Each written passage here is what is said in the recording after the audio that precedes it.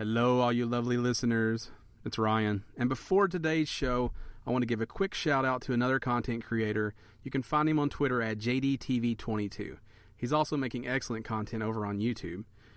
He's putting out several videos a week. Most of them revolve around FIFA and F1 right now, but he's got a huge series on Battlefield 1 that'll be coming out soon. He's a great guy, new to content creation, and just like us, he's got a small community that he wants to build. So if you get some free time, make sure you check out his content. Again, his channel is JDTV, and you can follow him on Twitter at JDTV22. Make sure you tell him that Gamestitch sent you. All his information, including his Twitter link and his link to his YouTube channel, will be in the show notes for this very episode. Now sit back and enjoy the show. Gamestitch Podcast.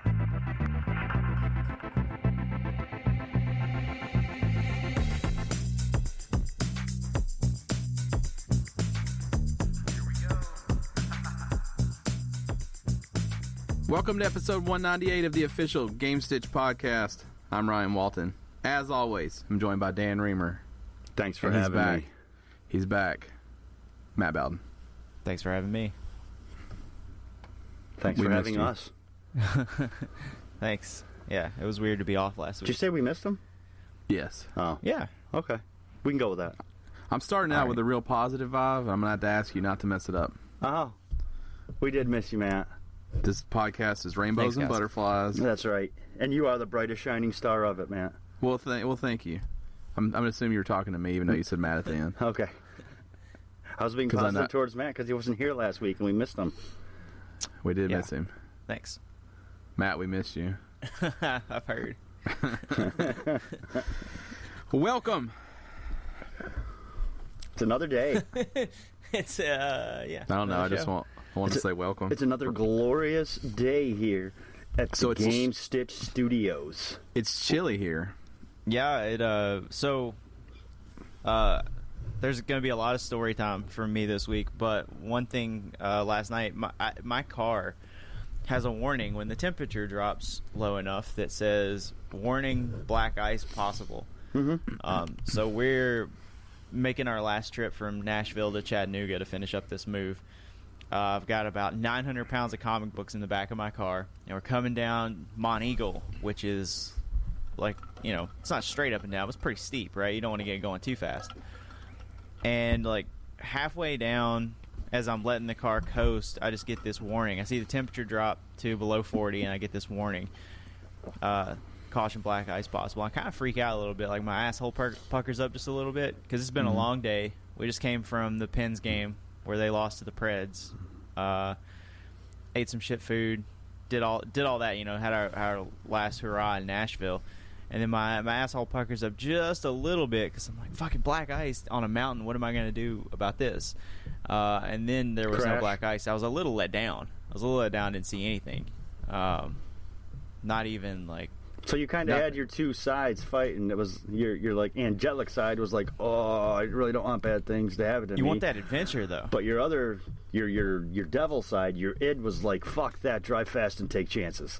Yeah, exactly. It Got was it. like, hey, let's jump up above 70 here. Let's see what we Yeah. can find. Let's see how big of a man you are. You're like, cool, Come on, big ice, boy. ice makes it easier to drift. Awesome. Right, exactly. Especially with 900 pounds of comic books in the back. Got home at like 3 o'clock in the morning. Had to unload those, so that sucked. Well, it's gotten Yeah. chilly here too. So and I was just going with the positive vibe when I said it was a nice, beautiful day because Ryan, you decided that was a thing. I was trying to follow your lead. Oh, I wasn't saying it wasn't beautiful. I was just saying it's chilly. Well, when it's chilly, it's not beautiful. So No, I would argue that because the light frost and everything looks nice in the morning. Yeah. yeah, It's onesie weather. I don't need my weather to look good. I need it to make me sweat. I don't like that. I'd rather be a little bit chilly than any amount of hot. Well, that's your issue, Okay. Everything makes me sweat. Yep. right? So that's not super remarkable Yeah, for it the does, weather yeah. to do that. Because waking up does that. That must suck to just be moist all the time. It's Like just a strip down constantly. my back. That's fine. disgusting. You ever It's think like- about putting just a towel in there? No, I don't think that at all because I'm a man. Maybe you should take a shower in talcum powder. Mm. Then that won't happen. I don't want powder everywhere. It's not like a hard sweat. It's just like it beads up and just hangs out all day. It's just enough to know that it might be a little hot in here. It's enough to know that I'm doing man things. I might be That's exerting gross. myself a little too much. It's the grossest thing ever. So, much like your black ice indicator, it's a you're working too hard indicator for me. I gotcha. It works really similar. It pops up anytime I've done too much. But there's no sense of like danger or adventure coming. Like you don't really push the limits of your body at that point. Well, if he's being chased by a tiger and The he's sense sweating of because danger of is that, that then I've already started working too hard, and I might feel it tomorrow. right. Right. The sense of danger is that his heart rate has gone up. Right.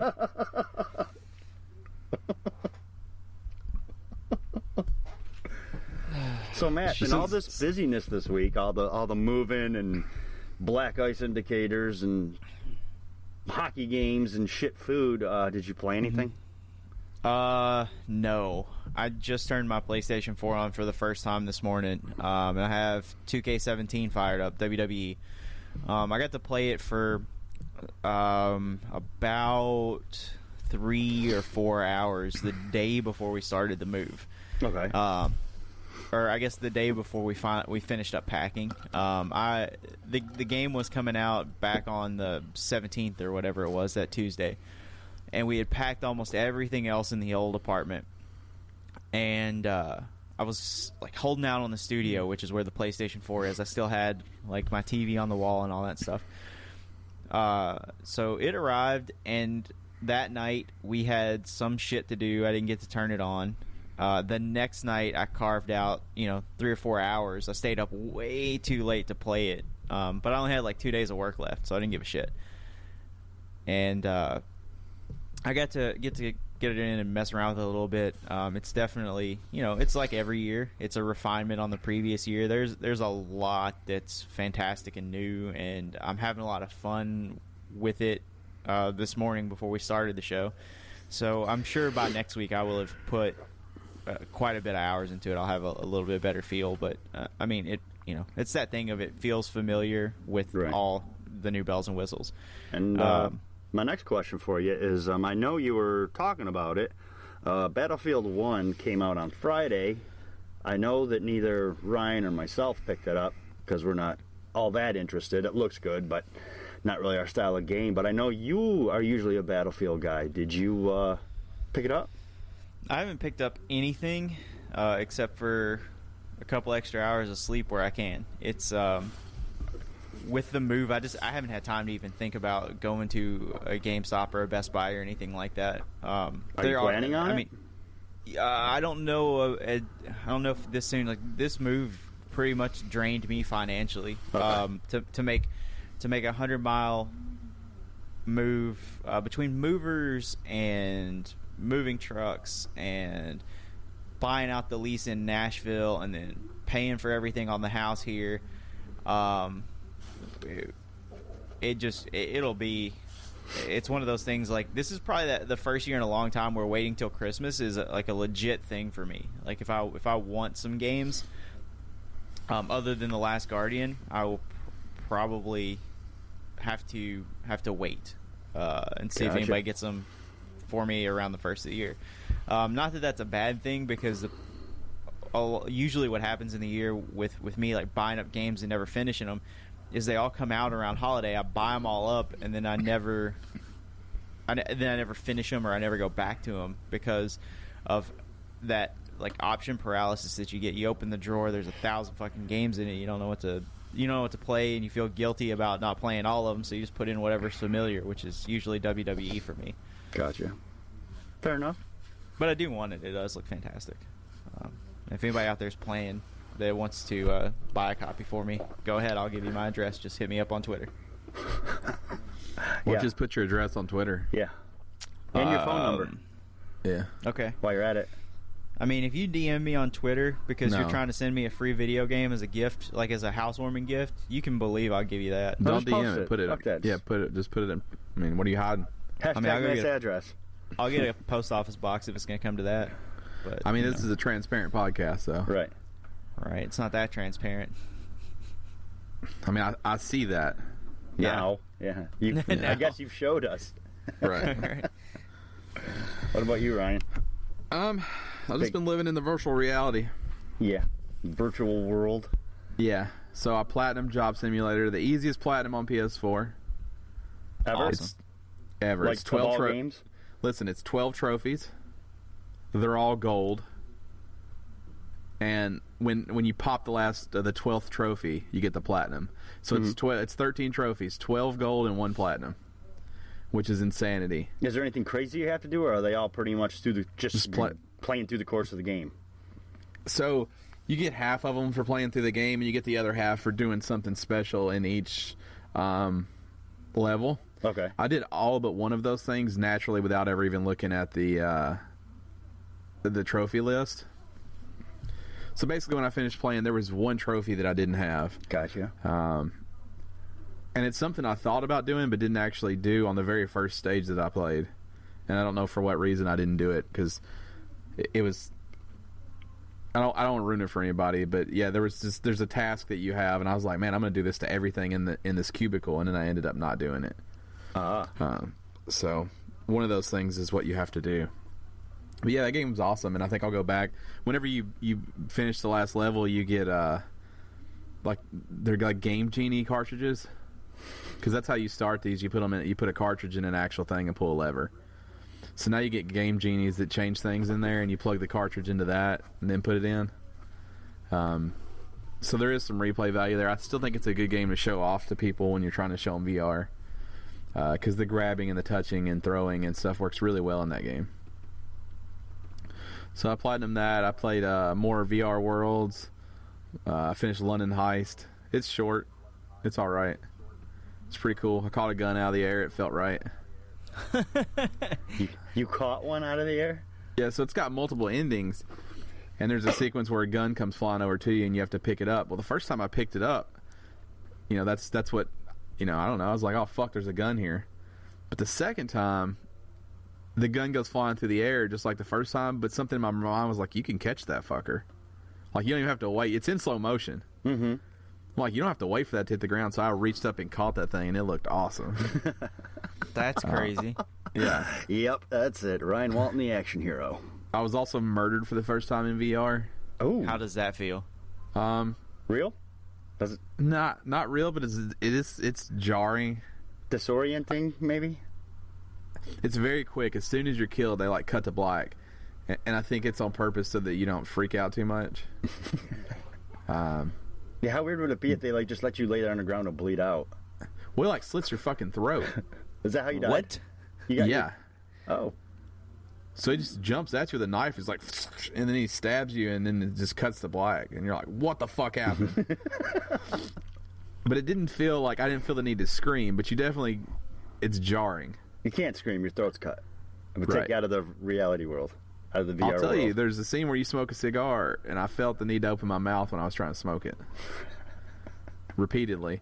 Also, there's a scene where you're hiding behind a desk in that particular game, and I almost fell over a couple times because I wanted to lean on the desk. That's pretty cool. So there's some challenges I see coming down the road that me not hitting my head. Gotcha. Maybe wear a helmet. Yeah, I think that won't work because I have one on when I'm playing. Maybe that's the next level VR headset, is that it has a safety helmet built in. It could be, because you're behind the desk, so when you lean forward to get something off the desk, naturally you just go to put a hand down. Right. Because that's how you brace your fat ass in real life. So not being able to do it in here is a little strange. Still have had no motion sickness issues. And I probably played another, 6 hours this week in it. I still haven't started Batman, which does not have a platinum. Oh, Stupid. You're upset by that, right? A little bit. I don't understand any game that comes out that doesn't have a platinum. I don't understand how Sony will let some go and not others. Like, Job Simulator is such a bullshit platinum.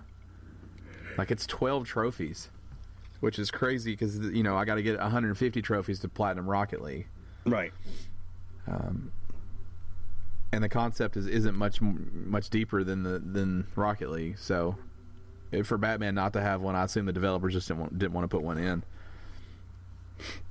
But yeah, I want to make sure I have an hour in a quiet room at nighttime before I play Batman, because I want to play uninterrupted. I want to start to finish that thing. I want to feel like the Batman. Gotcha. And to do that, I think it's got to be the setting has to be right on it. So I played a lot of that, and then I finally got the Dominus GT last night in Rocket League, which is a really big moment for me. Yeah, that's all I've been hearing about since the crates came out. It's the only car it's like the only car I play with, so that's the only upgrade I really wanted. And I was gonna spend money until I got it. And I know some people have like 30 of them, and you can fuck off. Because I finally got my first one, and I didn't even get it from a crate. Some stranger just traded it to me because he wanted the boost trail I was using. So it was a good night last night. Excellent. So overall, VR, after spending a little bit more time with it, what are your thoughts on it? It's a luxury item. Like, I think if I could give everybody one takeaway, it is very much a add-on, and it is a luxury add-on. You don't need VR to make your PS4 better. You don't need VR to make your gaming experience better. It's fucking cool if you can afford it. If you have a friend that has it, that's probably just as good if you can go over there and play it. I would say let him spend the money on it.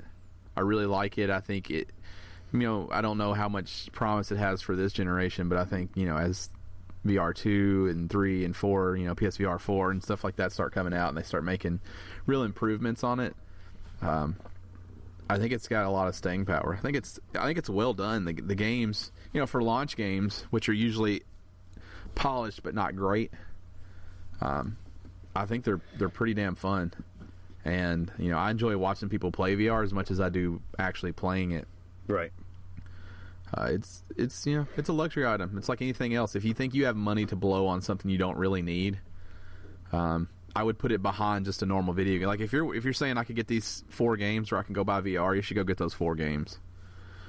Gotcha. But if you can buy 4 games and go get VR, you totally should. It's all going to come down to your finances. But I don't think anyone.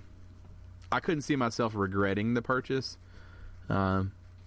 Based off what I played. But can you see, you're also a little bit more of a, I guess, hardcore gamer than some, and a Sony guy. Could you see some people out there purchasing it and regretting that decision? Not really, because I think it appeals to casual gamers and hardcore gamers alike. I think it does a really good job of that. It's, a lot of the games you don't play with a controller, which is great for people who have a hard time with video games. Right. But it's neat and it's new enough and it feels real enough that I think a hardcore person can get in there and just have a ton of fun. I don't like cinematic mode.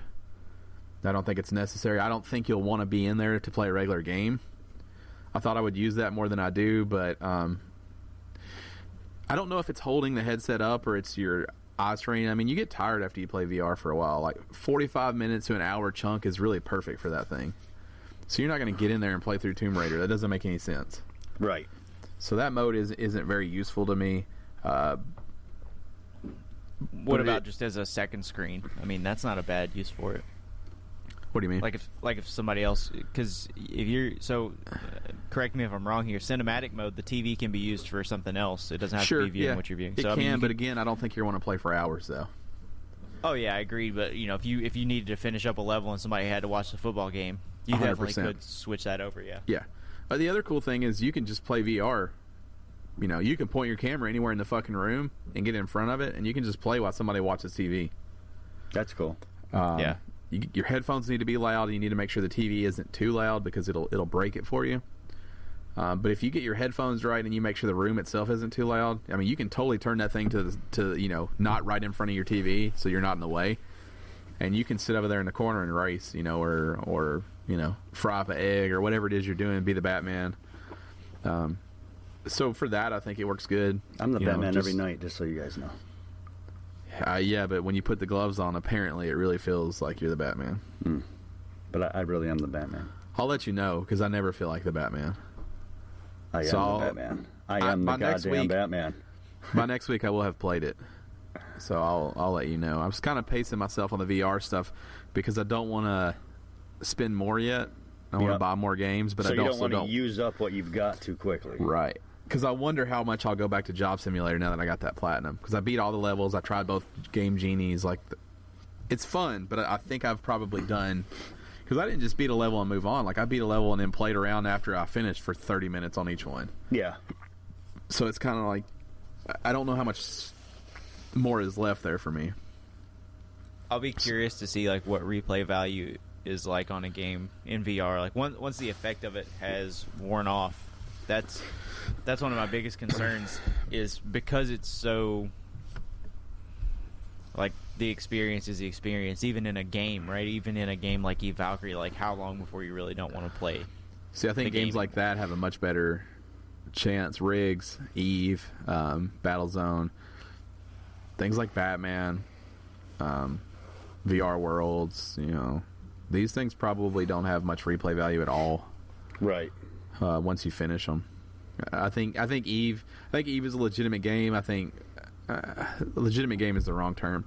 I think Eve and those other two games are more experiences like what we are used to. Yeah. Where there is a reason to come back. Those are also games that all have multiplayer. So that should extend the life of those games as well. But a lot of VR stuff is experiences, and you can only get that experience the first time. Right. Like, you only get to walk through the Batcave like you're really there once. And once you've done that experience won't be as cool the second time. So I think a lot of stuff in VR won't have that replay value, but I think that's why it's $20 and $40 also. I was just gonna say that explains the price points for most of the games out there. Yeah, I would. If you have VR and you're trying to decide, I mean, just what I do is think, how much is it worth for me to play that one time? Because I don't think I don't think I have anything. I mean, I've been going back to the Playroom VR, which is free. It's a lot of fun. It's silly. It's good if you have other people to play with. But there's some single player stuff in there too. A lot of unlockables if that's your thing. And VR Worlds, until I finish everything in there, because they have these little challenges, and like there's a shooting range and the getaway one, or London Heist, excuse me.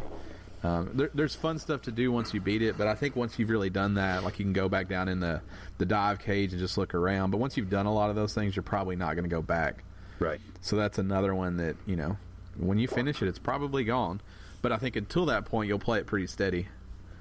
So it's got a lot of replay value at first, but once you kind of finish it, and then VR Worlds is probably going to take, I don't know, 10 hours for me to fully kind of do everything I want in it, which isn't a lot, but it is when you're doing it 45 minutes at a time. Right. It'll last, and then you're trying to mix in other games and stuff like that.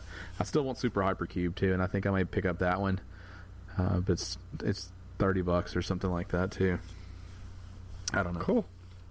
Yeah, if you have the money, buy it. If not, you're fine. You're fine to not have it. Excellent. But I don't think you'll regret the purchase, no matter what type of gamer you are. Yeah, I don't think so. I would challenge that almost any hard ass could put on something in VR and still have a good time.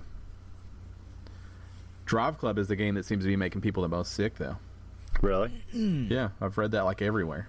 That's odd. Huh. I would think that would be the one that feels the most.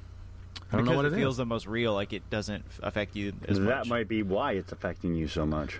No, I talked about it last week or the week before, but there's something weird when I look from the side to the front. Mm-hmm. Yeah. But apparently that's the game that's like making people sick. I think it's that you try to look around, like you constantly feel the need to look around because you can. But when you're driving, you don't. You don't, right? And 120 miles an hour in real life, you would never take your eyes off of right in front of you. Right. They'd be bugged out golf balls and you'd be staring at the road. But in that game, you want to look around because you can. So you're doing 120 and you feel like you're doing 120 and you're trying to look at the guy next to you and you're like, whoa, fuck. And so I think people are breaking that game themselves, and I think I did too. But it's hard not to want to look at the stitching in the seat because I fucking can. Yeah, I can understand that. Like, I want to see what the back seat looks like because I can. Do that while you're parked, bro. Is there not a way for you to like just walk around your car and look at it? Sure there is, but it's not as fucking cool when you're doing 120. I want to see it when I'm going fast. Well, don't we all? But that's not how real life works, and you want that real life experience. It could. It would end badly, sure. There's also not a lap counter hovering in front of me in real life either. Ryan's not going to be on our podcast apparently ever again, because he's going to do 120 and look at the stitching in the back seat sometime this week. Just because he wants to. I'm not a bitch if that's what you're saying. Holy shit. I'm not just going to drive fast and keep the eyes on the front if that's what you're insinuating. Sometimes I like to, look around, do a crossword, Sudoku. Right. Something like that. Pull out my phone and not be a punk bitch. Right, exactly. Not be no punk. All right. That's fine. I don't paint my nails and wear skinny jeans, okay? Oh my God. I'm gonna look at the stitching when I drive. All right, well, you can be an awesomely dead cool guy then, okay? As long as you're cool, right? Right. As I say, would you rather die 80 years old and lame as hell? You square? Or would you like to go out at 32, live in some adventures? 68, 70, I'm good there. You just want to just barely start to enter the stage where you start shitting on yourself. Right. Just where it's 1-2 years of that max. You're at that crossover point between I can cut my own food and I can't wipe my ass. Right. Yeah. So once you if you're about to cross that threshold, you put plans in action, so to speak. Approximately 25 minutes in, we've offended punk bitches. Right. Mm-hmm. Trick ass marks. Yep. Hipsters. And old people. I don't know that we've offended old people. I don't know that old people listen to this podcast. I think for some old people, we may have spoken on their behalf. I'm tired of shitting on myself. Right, he's like, that young man there has it. He's got it figured out. I don't think that's our demographic either. Now, nurse, come wipe my ass. All right. or don't even worry about your ass. You're old. You can smell like shit. Nah, you never want to smell like shit. Yeah. It's not a problem if other people smell this. When you start smelling it yourself, that you need to do something about it. Yeah, you go nose blind to it after a while, though. Try it. Sit in your own shit long enough and see if you keep smelling it. Yeah, I'll let you know how that goes. Okay. Tune in next week to see if Dan find out how this experiment. To see if Dan smelled shit. You want to talk about your final experiences with the Raider of Tombs? Yes, I finished Rise of the Tomb Raider this week. I also played through the first part of Croft Manor. That's a good fucking game, man. And nobody else is playing it for whatever reason. Nobody on my friends list at all has been playing it, other than me. Ryan, I think you told me the same thing, that I'm the only one playing it. Yep. It is a phenomenal game. I still stand by what I said last week. I like it better than Uncharted. It is different, but it's also similar. And in that aspect, I do enjoy it more. Croft Manor was a real cool experience. Croft Manor is one of the add-ons, and it's more of a Gone Home style game add-on than it is the typical Tomb Raider that you think of. But you go through and you're finding letters from different people, and you can find relics and diaries and stuff like that. But there's a few puzzles you got to figure out, and all of this, you're trying to not lose the mansion to your uncle. It was just a really cool experience. It's only about a couple hour experience, probably 2.5 hours. But it was really different. It was a cool addition to do something different and unique like that. And that world where I just got done killing bears, something totally different to do with the character. That game is just really, really good. More people really need to play it. And I feel like Crystal Dynamics kind of fucked themselves, because they came out with this thing, Xbox One exclusive for a year, and then they drop it on the same fucking day as Fallout 4 releases on everything. That was last year. This year, they're like, all right, now we're bringing it out. We're bringing it out with all the DLC, and they drop it 2 days before VR. 7 days before Battlefield 1. The same week as Dragon Quest Builders. Right, yeah. Well, that's a stretch. So, I really feel like this game, unfortunately, because of some decisions that were made, is really going to get lost in the shuffle, and it doesn't deserve to. It's one of the better games that I have played in a very long time. Yeah, based on how much I liked the first one, I'm very interested in playing it. It's just that, like, it's that thing of we just finished Uncharted 4 a couple months ago. I don't know if I need another Relic Hunter game right now. Rise it's better than the first one by leaps and bounds. I would agree with that. But I mean, having finished Uncharted 3 months ago, do I need to jump back into a similar universe? It's a completely different experience. Completely different. The story is different. The character is different. Now, granted, that basic concept is the same, but I mean, you're looking for something, but I would say they're pretty drastically different. The whole tone of the game is completely different than Uncharted. But I would say that I would rather have played it the way that I did, where there was a year between those two. And here's the thing.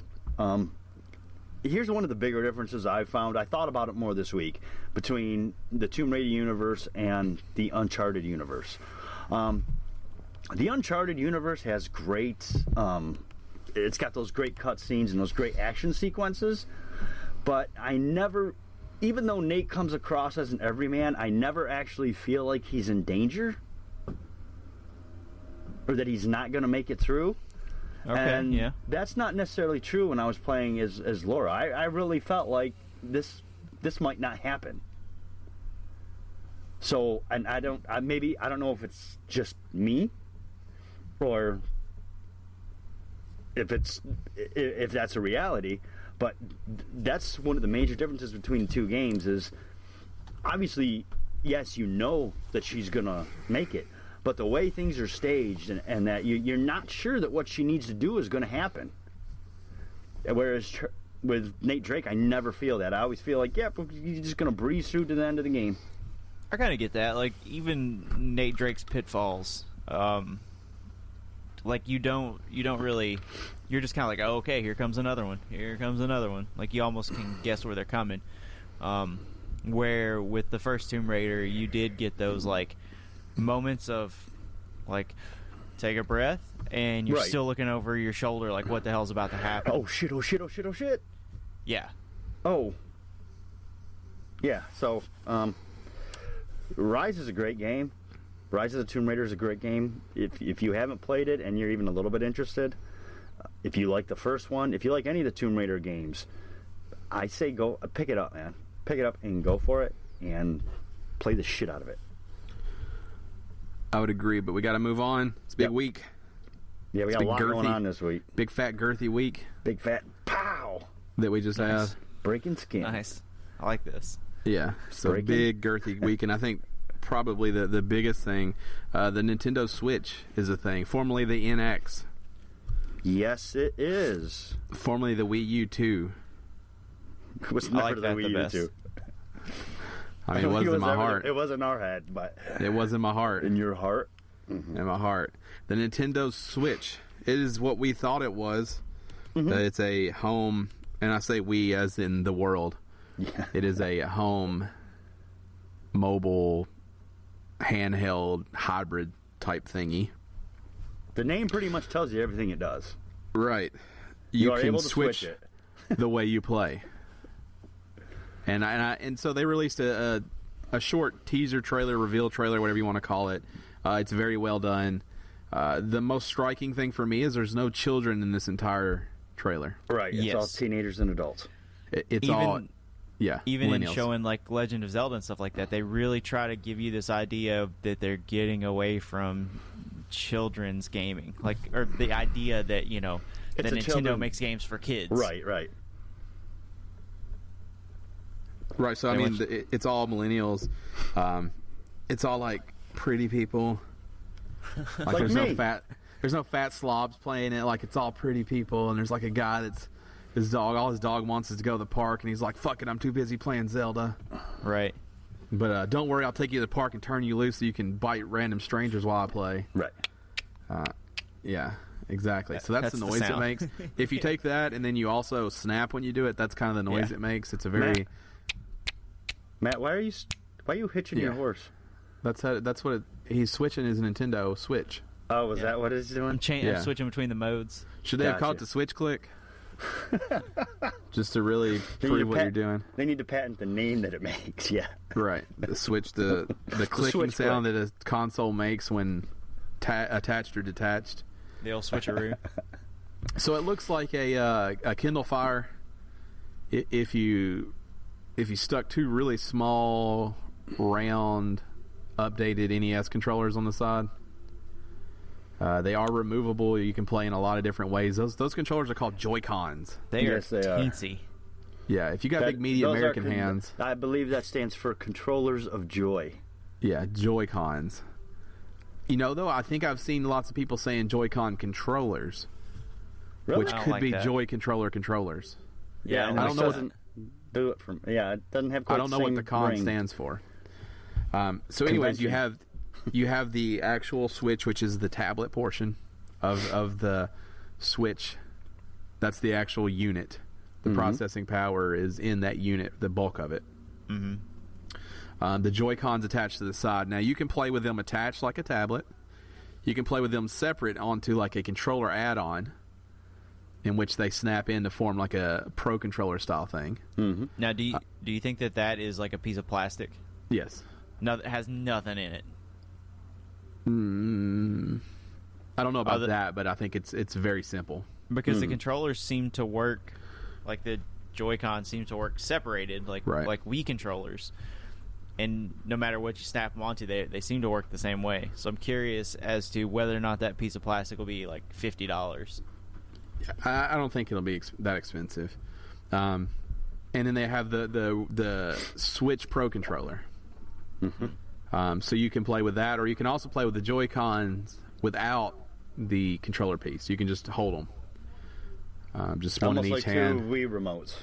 Right, but tiny. It looks like you can play with these things vertical. You can play with them sideways. You can do all kinds of crazy stuff. Nintendo says that you will have the ability to add on more Joy-Con controllers than just the two. I don't know what the fuck that means. Yeah, I don't know what I'm supposed to do with that information either. But the good news to me is it sounds like you can buy replacements, because these are going to get lost. They're going to get broken. They're going to be left outside. They're going to just break. Shit's going to happen. Right. So No the doubt. idea that there should be some sort of way to replace these is cool. It comes with a dock that you put it in when you're at the house. It's just a sleeve that this thing slides into. Which is hooked up to your TV. Yep. It looks a lot like a Wii when you put it together like that. It sort of does. It is black, so obviously it's different. Matt, don't ever make those comparisons. It's not a Wii.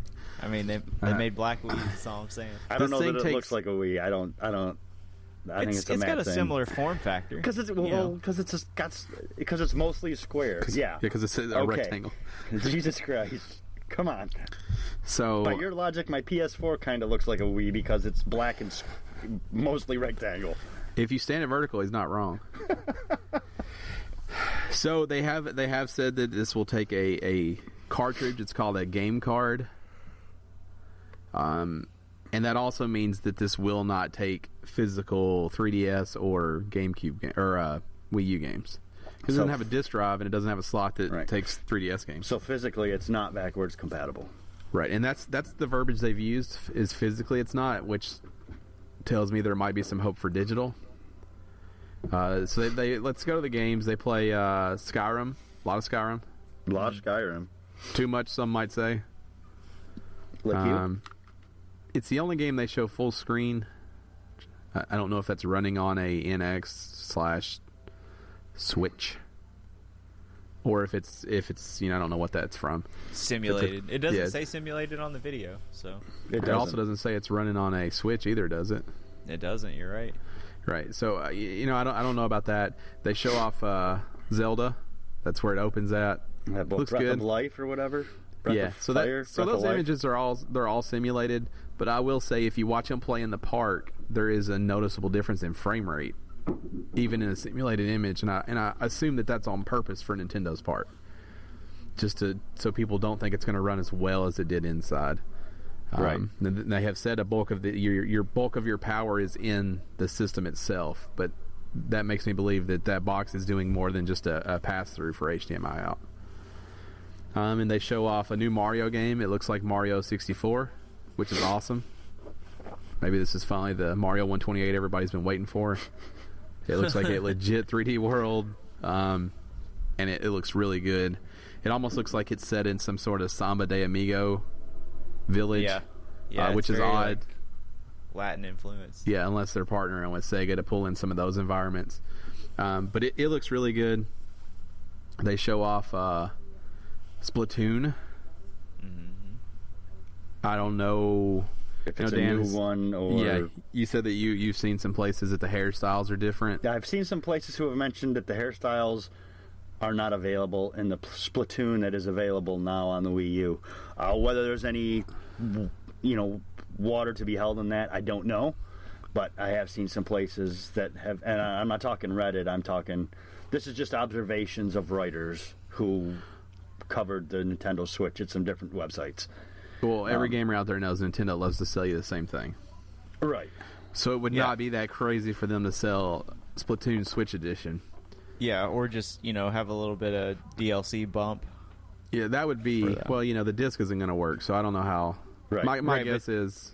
Same game, a little bit extra content to make you feel like you're getting something new. A plus, yeah. It'll just be a plus. Yeah.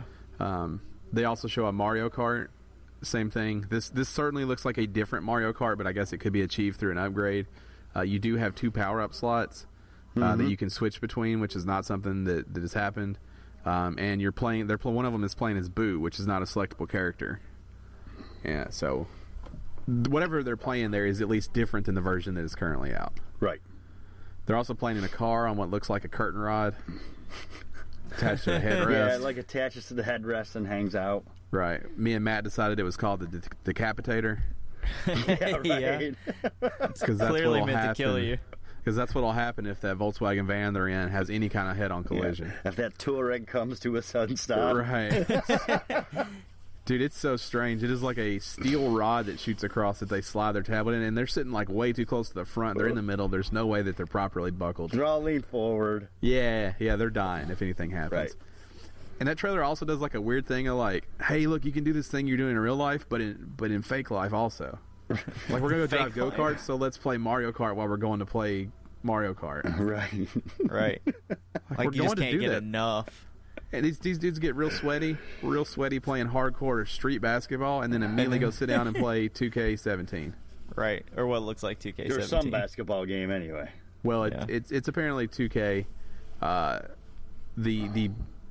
It's not live. That's what I have seen confirmed. Well, that's good. So they play whatever basketball game this is, but does that happen? In real life, do you get sweaty with your bros and then hey, let's sit down and do the thing we were just doing for real but for fake? No. Or, while these mosquitoes bite us. Well, I can't say no. I don't do that, but let's play outside and get eaten up by mosquitoes. While you're getting destroyed by mosquitoes. I can't say that there aren't others out there that do that. It's possible. It's completely possible. They do appear to link with two switches. They appear to, but that hasn't been confirmed. Right, so they're using 2 switches. They're using the two Joy-Cons per unit, so there's 4 people playing. The rest of them are just hanging out going, whoa, oh yeah, crazy. Right. Basketball. Whoa, let me go trim my beard and roll up my pant legs. Remember when we did this in real life? Yeah. This is the same, yeah. I'm very curious on that one to see how many switches you can network together. Oh, it's unlimited. No, yeah. I'm making shit up. They have said that you can link switches together to play local multiplayer. But they haven't said how many. Right, I assume it's 1. Right. But here's the thing, I assume it's 1, but they do some sort of weird thing? Sacrifice Splatoon circle at the end of this game, and it appears that they're all playing together. Right. Yeah, they do that team building exercise where it's 5-on-5. Yeah, they get in a big circle and they all set their switches down into a perfect circle and they play Splatoon before they go in what looks like the Splatoon World Championship, which I don't think is a thing. Play. Right. Where the crowd is really into it and they're playing a system no one's ever seen before. Sounds like a wonderful life. I'll tell you what's most disturbing is the lonely girl playing Mario in her apartment. And she sees her friends on the roof across the way. Yeah, they're like, "Come on over," and she's she takes her Nintendo with her. Clearly, I'll bring my Switch with me because I'm antisocial. Yeah. And the people on the other side are like, great, why'd you invite her? She's going to bring her Switch. Right, She and they all always try to brings act her like they're Switch. interested. She Yeah, takes good. it everywhere. What's wrong Good. with her? Yeah, we'll play Mario Kart again, Sarah. Again. We wanted to eat potato salad, but we'll play Mario Kart again. Potato salad. She's like, no, it's fine. I can go home and play. Right, how about you do something without that fucking thing? Look up, there's real people here. Right. Sarah. Whatever your name is. Be social. Yeah. Like that guy that just sits next to a stranger in the airport. Yeah. Oh, you have a Nintendo? I also have a Nintendo. As do I. Everybody's Yeah. got a Nintendo. Yeah. Got it on the plane. You know that wouldn't happen. Yeah. Yeah, clearly Like, he's not sir, in electronics need to be stowed. Yeah, clearly he's not in airplane mode when they're taking off. Oh, I don't think they have to be stowed anymore. Yeah. Sir, needs to be in airplane mode or Yeah, it needs to be exactly. stowed. Can't have this. Yeah. Last time I took a flight, which was March. Oh. Somebody's being attacked by a dog. Yeah. It's me. Yeah. Last time I flew, which was March, I was told I had to stow my Vita. Really? Yeah. Oh, had it to be doesn't have stowed. airplane mode, right? Yeah, it does. Oh. It just had to be stowed for takeoff. Oh, that's everything. Everything has to be stowed. Everything Right. has to be stowed for takeoff, but then you That's can what I'm pull. saying. I don't understand why they. As long as I have it off, why do I have to put it somewhere? But so that Surely- if something happens, it doesn't go Listen. flying around and... But Surely it's there's okay. not Okay, a but here's consumer the thing. device. But here's the thing, okay? Let's say that your plane doesn't get off the ground and just keeps going and, smashes into the dirt and stops. Is it really going to do that much more damage than falling 20,000 feet out of the fucking air? No, But that's okay? You know, Surely there's not a device that can keep my plane from taking off that I could just buy over the counter. yeah, MythBusters busted that like 12 Right. years ago. So this is just the old crusty bastards who refuse to let go, ease up on the policy. But you know what? That commercial I see on TV, she takes a shower in that airplane she's in, Right. and then sleeps in this little pod thing. Jennifer Aniston, I think it is. And I don't understand why I can't have my Vita out while we're taking off. She can take a shower while we're in the air. Right, they got TVs in the back of the headrest, but I can't have this little portable one. Right, but I Fuck can't outta have this awesome system that I'm playing Farming Simulator on. You're out of your mind. I ignored the request to stow it. Did you? And then was told to stow it. And I'm like, it's not like it's a bomb, lady. Did you tell him to get the marshal? Whoa, easy with the B word. It's not like it's a detonator for a bomb that I planted yesterday. Oh my god. Just tell her to just go get the marshal. Yeah. You're on the list, dude. We're all on the watch list now. What if I fly, was the so- marshal and I was like, I don't have to follow these rules? Passenger 57 style. Right. Yeah. Like Wesley Snipes. Just pull your fucking shit out. Yeah. my I just fucking- opened up my coat enough for her to see the gun and the badge. It's my fucking badge, bitch. I'll play the Vita if I want to. You just Yeah. kind of peel it back like this. You're like, just be quiet. I don't want to cause a scene, but we're about to. Okay, I'm going to play this Vita. Don't One of the make me greatest just randomly handhelds. shoot and put holes in this fucking plane. One of these That'd be bad greatest for handhelds everybody. ever made, yeah. What's going to be okay? Me playing the Vita, or what? Here, come on. All right, back, let's switch gears. Nice. Let's switch topics. So that's a lot of what we know from this overanalyzed 2-minute trailer. We have a lot of unknowns that I think Nintendo needs to answer really quick. First off, I think the trailer was appealing. Mm-hmm. It made me want one. Mm-hmm. I was already going to buy one before they even showed it, so I don't know if I'm the best judge for that. I want to pre-order this thing right now, but, and this is one of the things I'm sure you're going to get to. I'll just get it out of the way. I want to go pre-order one right now. I want one, but I need to know what the price point is. What was your thoughts on the trailer, Matt? This is the first time in a long time that I've seen a Nintendo system and thought, okay, I probably will put some money on this. Like, the first time since the GameCube where I thought there's a Nintendo system that, like, if I owned it, I wouldn't be ashamed, and that there will probably be something for me on it. With the Wii and the Wii U, they came out and it was very apparent very quickly. Like, there won't be a game that comes out on this console that's for me. But with the Switch, I kind of get the feeling like there might be. I don't know what it would be, but like Legend of Zelda and Mario, like if it can, kind of what we've always said, like if it can touch on what made the N64 so great, like that magic of the Nintendo 64, then I think that's what I would be looking for. out of this. So that and a real nice price point, like Dan said. There's a certain amount of money that I'm not willing to spend on this, no matter what, because it's Nintendo and it's a gamble for me at this point. All right, so let's move forward. The unknowns. The price point's the biggest, I think, for everybody. Yeah. What is this thing going to cost? What are we willing to pay for this thing? I think we're probably all pretty much in agreement for this. It should be at around $250. It can't be more than $300. Yeah, I think that's spot on. I mean, I think $250 is where it needs to be for people to line up to buy this thing. I think if you get more than $300, most people are going to have to think about this. Not that you shouldn't think about a purchase that's $250, but I think this thing is cool enough from the trailer that we saw that it's worth $250. Yeah, $250 is the spot where I said, okay, there's like, even as a gamble, I could probably afford to buy that and mine. not feel bad about it. You're just like, yeah, I'm getting one. Right. Yeah. I mean, I paid $100 for a Ouya. I'll do $250 on this thing. So I did too. So. Yeah, I bought extra controller for my Ouya. I did not. I only bought one because I knew I'd be the only one playing it. I win. Okay. Sure. I think we might have different definitions of winning, but hey, that was a good console while it lasted. You're the winningest loser. Awesome. So I think $250 is the right price point for this. They might be able to get away with $299. It can't be. There's no way it can possibly be more than that. I mean, even at $300, it's too much. So the Wii U was $250 when it came out, or is $250 now. Sorry, Xbox One S and a PS4 Slim are $300. 3DS is $200 right now.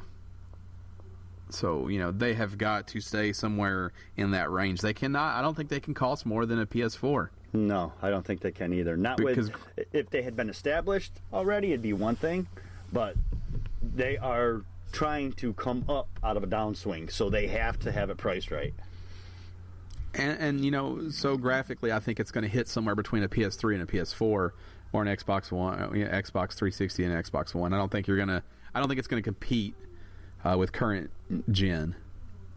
Head to head, but I do feel like, some of the graphics aren't going to be as good, but for the most part, unless you're really, really looking and really, really into that, it's probably not going to be noticeable or something you're super concerned with. I don't know. It's running off the Tigra processor? Yeah. Yeah. I've read reports that thing is very tough to port from that to, or from PS4 and Xbox One to that. That has to be something that's considered from the very beginning. I don't know. I don't know what that means. I also don't know that they're just running a standard setup either. I don't know what NVIDIA did for them. If that's something unique that Nintendo is the only one using that version of that chip, I don't know what it is. So time will tell with that, but I don't think it will look as good, and I don't know if you'll be able to tell. I think you have a hard time telling The Last of Us on PS3 and The Last of Us on PS4. So do I. If you're not looking at them side by side. Uh-huh. I mean, any comparison like that, I think if you're not looking at them, it's hard to remember the difference and how sharp something is. Right. Yeah. So, I don't think power is going to be a problem. Sorry to interrupt, but as long as what we don't see is like cutting features to be able to make it work on the Switch, or like, hey, we're gonna put the next Elder Scrolls game on everything, but the version on the Switch, basically like the Wii version, but the map is cut in half, or as long as it doesn't end up like that. I mean, right. Like graphically, it doesn't have to be graphically impressive anymore, because everything is right. Right, because imagine playing The Last of Us a little better than the PS3, not quite as good as the PS4. You can't see them side to side, but you can be in a game playing it on your TV, and all of a sudden you're like, oh, we got to go to Grandma's. Okay, so you pull that out, and you keep playing Last of Us, looking barely any different, playing barely any different, in the car on the way to Grandma's house for Thanksgiving dinner. But the fear is exactly what Matt's talking about. Is it half of The Last of Us so that we can do that? Right. Or is it all of The Last of Us? That's my major concern too. Like, I don't want something scaled down. So if you're going to bring it over, I don't want the Switch edition in its entirety. Right. I don't want the Switch edition. I just want Assassin's Creed. Right. Because then there would be real thought. I'll tell you what, if Nintendo does some sort of trophy system, some sort of achievement system for this thing, I would consider getting platform games for this if I can play them anywhere. Like, it's a real possibility that I would buy some stuff that's coming out on PS4 or Xbox One on this instead, for the idea that I could also play it on a car ride, or I could also play it when I'm taking a dump, or I could also play it while I'm at the office. Yeah, like if Rocket League in its entirety comes out for this, but I got it. It's mine. You can play it anywhere, anytime. You kidding me? Right, exactly. Anywhere with Wi-Fi, I can play against Dan. Anywhere with Wi-Fi, I can play. Right. You kidding me? Exactly. Yeah. I mean, I agree with you. It just has to work. It doesn't have to work exactly as well when you're docked and when you're on the go, but it has to work well in both scenarios. But going back to Rocket League, what it can't be is 6 of the 12 cars, and we've only got 4 of the 8 maps, or any of that shit. That's what it can't be. All right, so let's keep going with the unknowns. Battery life. This is probably the second biggest talking point behind price. And we just don't know. It hasn't been talked about. It's got to last at least 4 hours, or I think they're missing the fucking mark. Yep. And it's got. and you've got to have some way to charge it off the dock. Exactly. So it's got to have battery life isn't, a USB or something. Please let it be a USB. Right. It needs to be a micro USB. Yeah, but it's got to have something to charge it when not on the dock, and I think it's got to last at least 4 hours. Nintendo has come out and said they see this as a home console first, which is, to me, a nice way of saying the battery life's going to fucking suck on this. So get ready for 2 hours undocked. That's why you have to play real basketball first, because you have to start the game there and finish it on the Switch. You don't have enough battery life to play a full game. Like, I don't know, but this thing has got to last, I think, at least 4 hours. Ideally 6, but I think 4 is reasonable. If I use my phone really fucking hard for 4 hours, it might die. Right. The Vita for sure will fucking die. Another thing it can't do, and this is probably something else that we would eventually get to, is the game can't play drastically different or look drastically different on the tablet than it does on the TV. I get maybe a bump from 180 to 720. I get that. But you can't just have massive frame rate issues when you're on a tablet and it plays decent on the TV, because that takes that mobile sense. The whole switch of the Switch completely out of contention. It's useless. It's got to play the same or very, very similar. Right, because you have to play it that way. If it's something that you won't play because it doesn't work, right, then that's a useless feature for them to have built into it. So let's keep going with these unknowns. What's going to happen to the 3DS? Are they going to support 2 handheld platforms? I think your 3DS is going to... Part of what I think is, like I said, I think this is... The Switch is meant to compete, not necessarily compete head-to-head, but at least compete a little bit with the PS4 and the Xbox One. In that case, I think you're going to see maybe some more of PS4 and Xbox One style games. They showed Skyrim. You're still going to get your Marios and your Zeldas, Mario Parties, Mario Karts, Kirby's. You're still going to get those. But I believe we might finally be seeing Nintendo try to make that jump into what I guess we would consider more mature gaming. Like with your Skyrim or your Assassin's Creed. Right. They may be finally willing to accept that, full bore. In which case...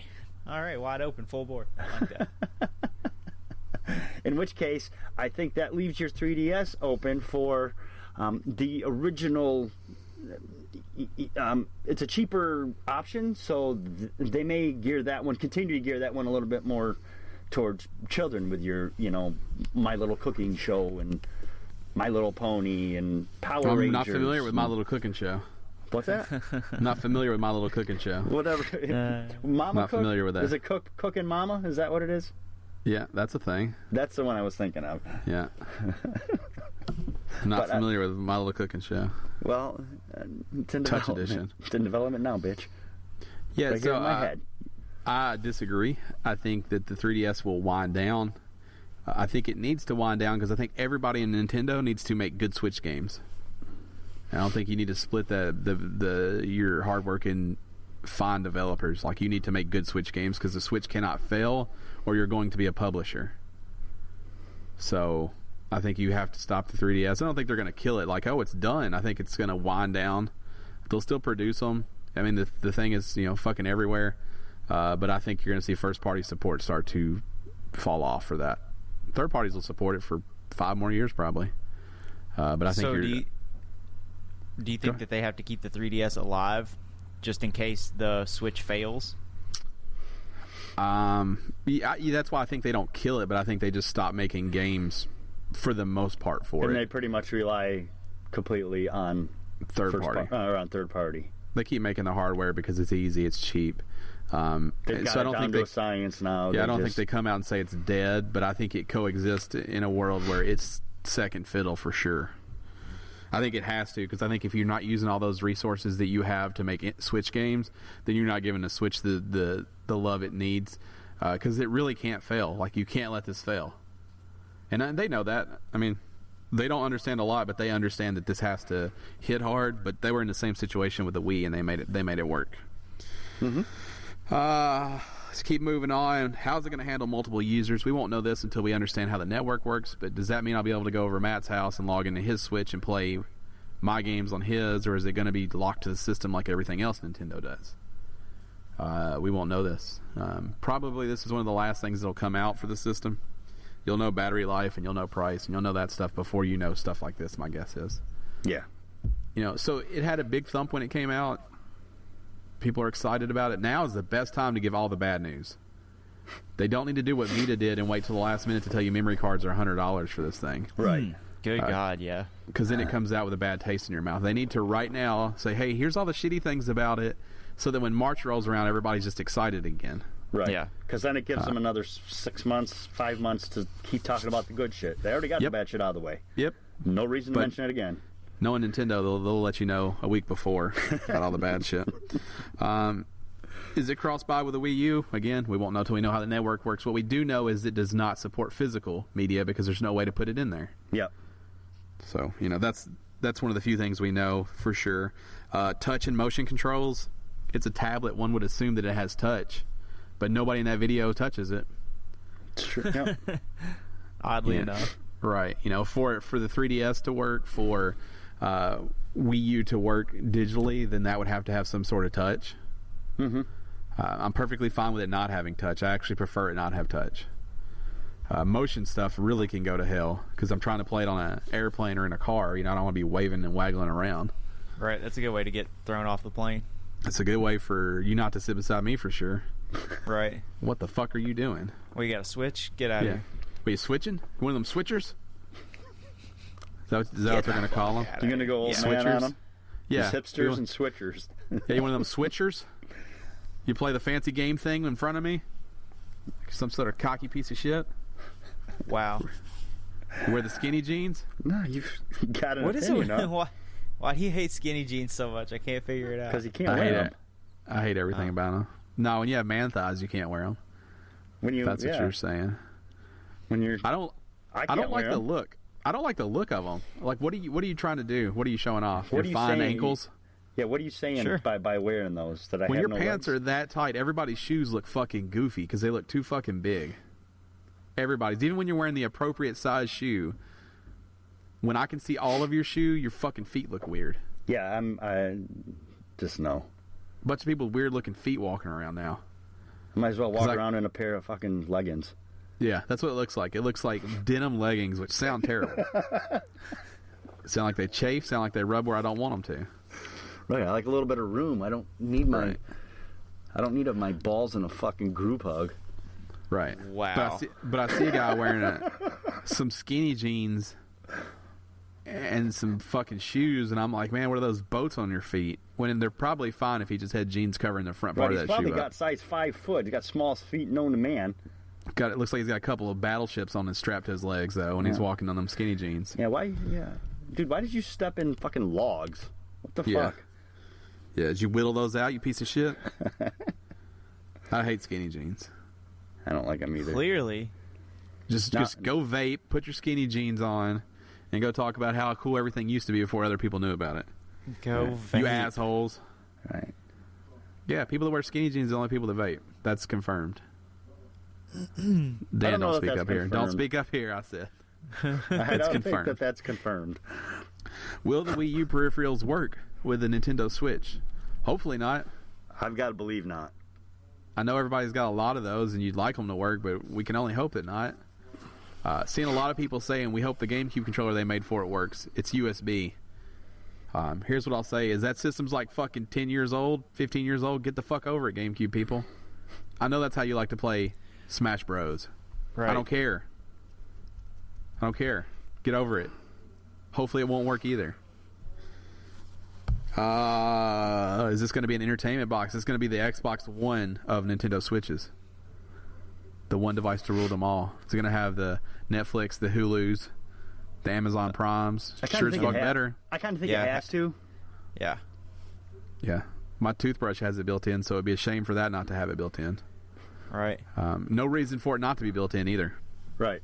Would be dumb. Will it have amiibo support? I would say 1,000,000% so. That has kept Nintendo afloat as of recent. There'd be no reason to stop making those cheap-ass plastic toys. No, because especially if they're going to be releasing new games for the Switch, that's just more toys they can make. How cool would you be on the basketball court? You set your Switch up and you get your toys out for you and your bros to go at a game of 2K. You're scanning in LeBron. Not quite as cool as wearing skinny jeans, but... Ooh, basketball and skinny jeans. That's a thing, I think. Seems like a good way not to be able to walk tomorrow. I'm sure there's people that do it. Probably. They don't have man thighs, though, because if they do, there'd be 2 holes in their skinny jeans. Or they start a fire every time you try to walk fast. That's something I've noticed. You don't really see, like men anymore.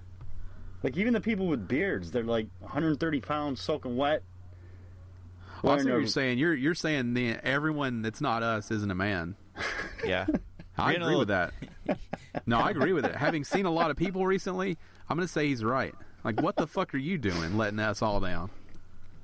Your logs on your feet and your skinny jeans that are fucking like, looks like Carhartt made them because they're like a fucking khaki color. And you piece of shit. The hat you got on makes you look like the top of a condom that they didn't pinch the top on yet. Yeah. Wow. Condom head. Your dumb condom head. Yeah. You got a hoodie on, it's fucking 900 degrees outside. Yeah, you have a beard and you don't even know what to do with it. Jesus Christ. If you can't chop wood with your beard, then shave the bitch off. Well, I don't disagree, though. I'm so confused. Why? Because you can't chop wood? No, I saw where this podcast is going.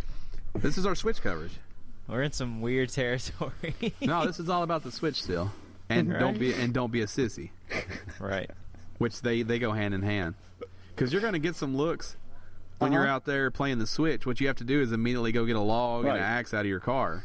Right. Start chopping wood. You split it and you go, what the fuck now? And they're like, never mind. You fucking take off your shirt, you take off your fucking jacket, and you wear flannel and show them the flannel that you wear like a man. Yeah. And they know. Like, you wear a flannel undershirt?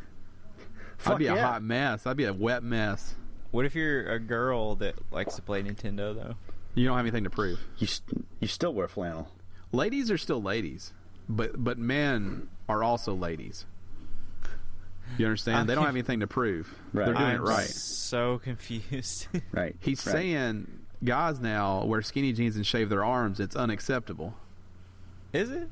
Yeah. Yeah, they shave their arms, but let it grow on their face so they can try to look tough. The problem is they're like, I don't know if it's something in the water or what, but they're like 5'4", 120 pounds, and they're wearing a fucking children's cap. Man, you're really upset about these caps, these condom hats. I don't like those condom hats. You know the ones I'm talking about, right? Yeah, but I feel way stronger about skinny jeans. I don't even like skinny jeans on a lady, but I really don't like them on a guy. I don't either. I don't like a leggings look either. You don't like skinny jeans and leggings on a girl? No. Leggings I can let slide, but I don't care for them. I don't. Because 95% of the people that are wearing them shouldn't be allowed to. And I'll tell you why. I don't like leggings. Because Tell me. 98% of the women out there that wear them, and this is going to be regardless of body style, looks, any of that. It just comes down to fashion sense. I feel like it's going to be offensive no matter what. 98%. No, 98%. It is because he had to start with that.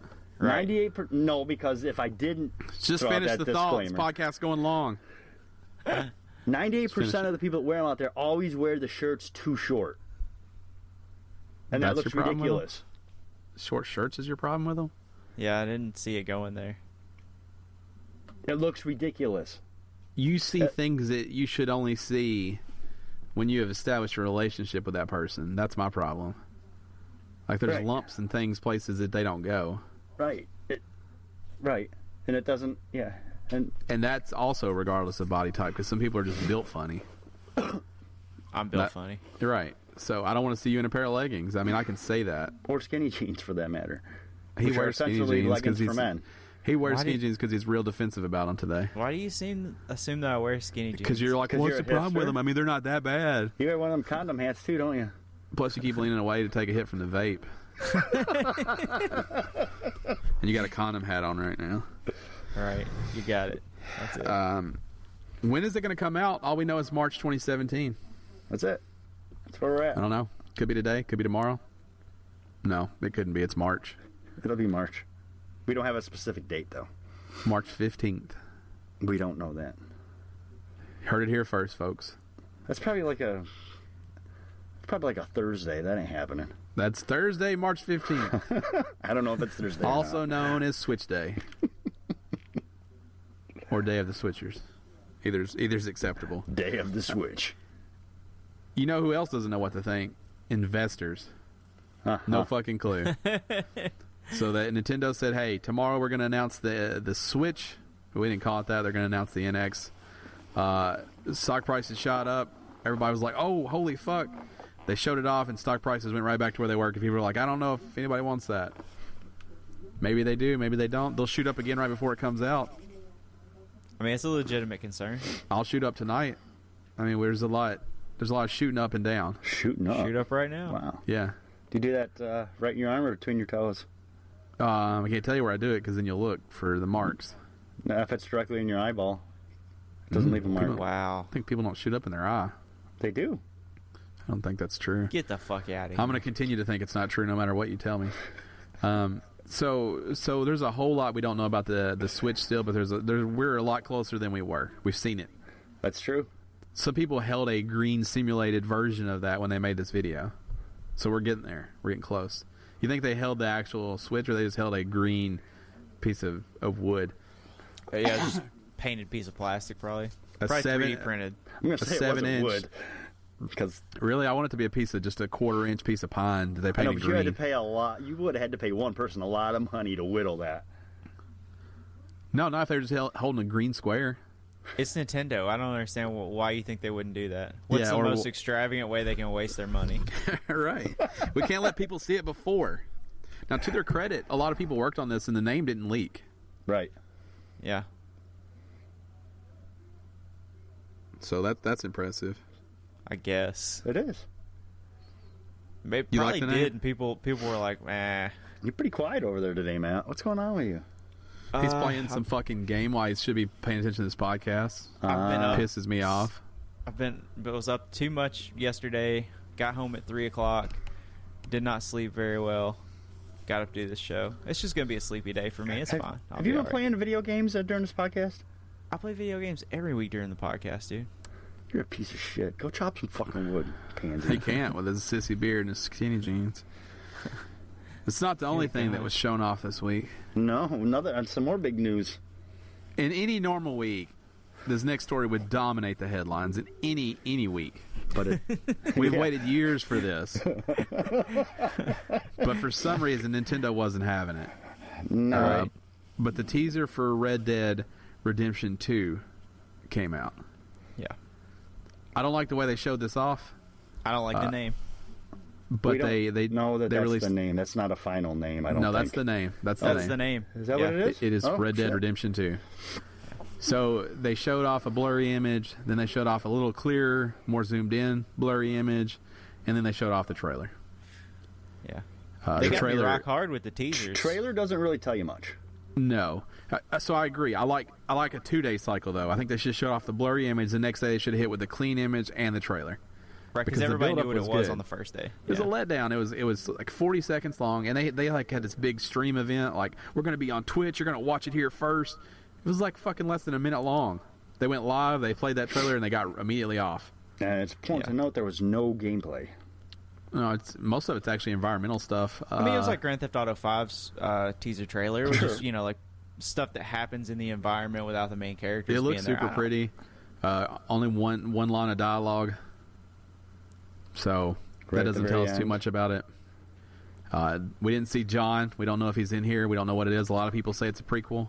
I don't know how they know that. It appears to be a prequel because of the style of carriage. That's an older style of carriage. Stretch. What's that? I think that's a stretch. Yeah, that's how people are picking it apart, though, because I heard the same thing about the train. Oh, it doesn't look like a newer train. I'm like, get the fuck out of here. It doesn't look like... Because the first Red Dead Redemption, there weren't very many carriages. Most people had cars of some point. Fucking nerds. Of some sort. And why? Because we know history? Dipshit? No, it's just like... I don't understand why it matters. Like, it's just something I noticed. I don't want a prequel. Yeah. I know what happens. Either. Yeah. Well, I mean... It kind of has to be. Red Dead Redemption took place at the end of the West. Right, and this is the problem that I have with the game being Red Dead Redemption 2 and not being Red Dead 3, whatever. Like Red Dead Revival. Right, something like that. Like, 3. Continue forward. Reckoning. Red Dead Revolver is the prequel to Red Dead Redemption. Like, I don't need a prequel. But here's the thing. It doesn't have to be different. It could be set in the same time and just a different story. I'm totally fine with that, too. I just don't want to play a prequel. Red Dead Redemption. It doesn't have... I mean, it can be at the end still. That's fine. Or I'll play something totally different that's set before and or after. But I don't want to play a prequel to that direct storyline. Like, I'm good with that. I'm good with those characters. I'm in a good place. I know what happens. So that's a little of a letdown if that's true. But again, everybody's being pretty nitpicky in how they're determining this. They're probably right, though. Yeah, I don't need it. I actually don't want it to be related to the first one at all. I want it to be just like another anthology in the Red Dead series.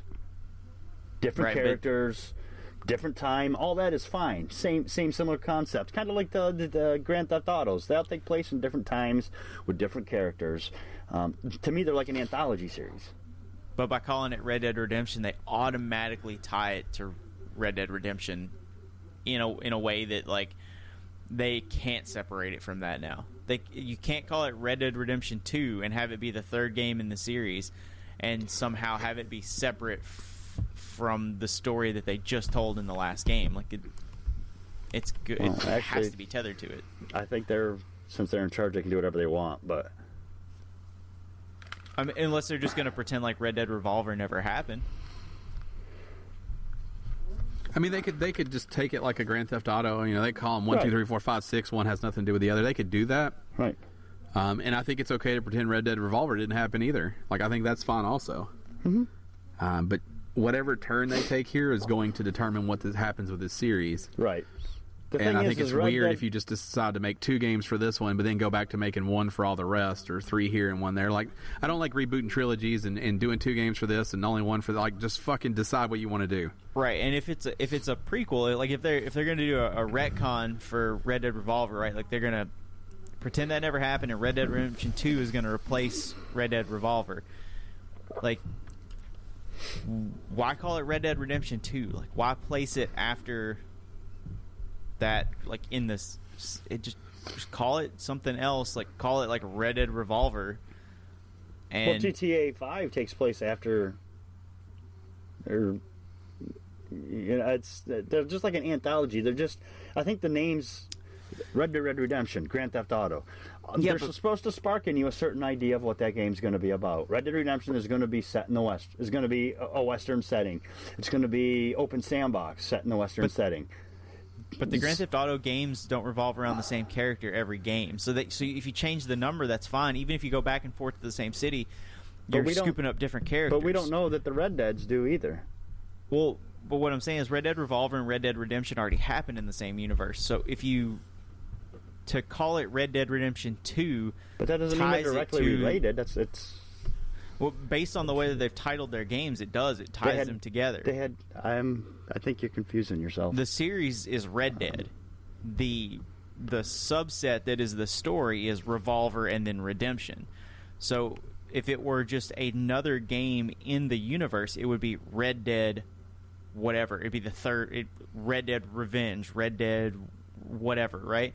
But because they've tied it to Red Dead Redemption, it's locked in. That's like I'm trying to think of another series that's done it, but I think you're overthinking it, personally. Okay, so it's like Metal Gear, right? Metal Gear Solid is tied to Big Boss and the twins. Metal Gear and something else is tied to other characters. So if you ever call it, if the game ever comes back and is Solid, it revolves around John, David, Eli, like that story. If it's Metal Gear Rising, right? Metal Gear, what's the zombie one coming? Survive, right? It's in the same universe, but it's about different characters. So Red Dead kind of is the same way with that. Red Dead Revolver, Red Dead Redemption, Red Dead, whatever the next one would be. But if you make Red Dead Redemption 2, then you're grabbing those characters from Red Dead Redemption and you're telling more story in one direction or another. Rockstar may not be looking at it this way, but that's the way that I would perceive it based on how other games have done it in the past. What about GTA 4, GTA 5?